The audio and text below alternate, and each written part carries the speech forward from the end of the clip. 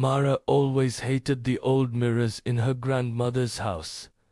They were different, not like the ones you and I have. These seemed too deep, as if something on the other side could actually look back at you. When her grandmother passed away, Mara inherited the house. She didn't want it, but selling it meant she had to clean it out first. She arrived on a foggy afternoon with her friend Nate. He joked that the place looked one thunderstorm away from haunted, and honestly, he wasn't far off. By evening, they were covered in dust, completely exhausted, and ready to quit for the day.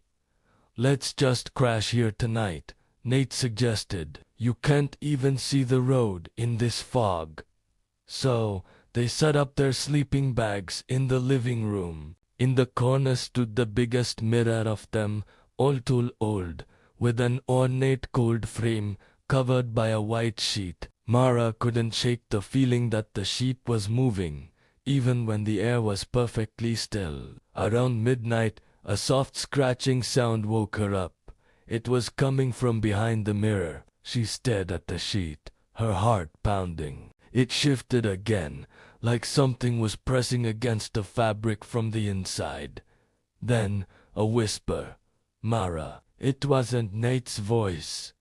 Her stomach twisted into a knot. She crawled over and shook him awake. "Did you hear that?" Before he could even answer, the sheet slid off the mirror all by itself, pulling on the dusty floor. The mirror reflected the living room, but the figures inside were wrong.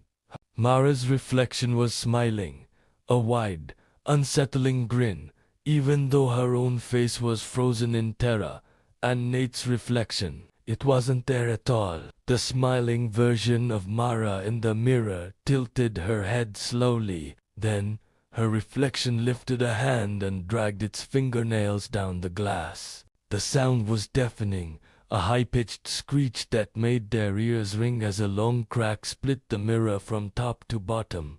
Nate scrambled backward. What the hell? But he never finished. His reflection snapped back into existence only. It wasn't him.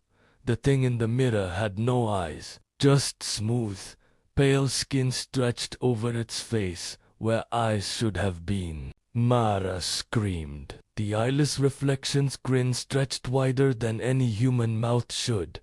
Then it reached out. The glass of the mirror bulged outward, turning soft and pliable like liquid. Nate lunged forward, maybe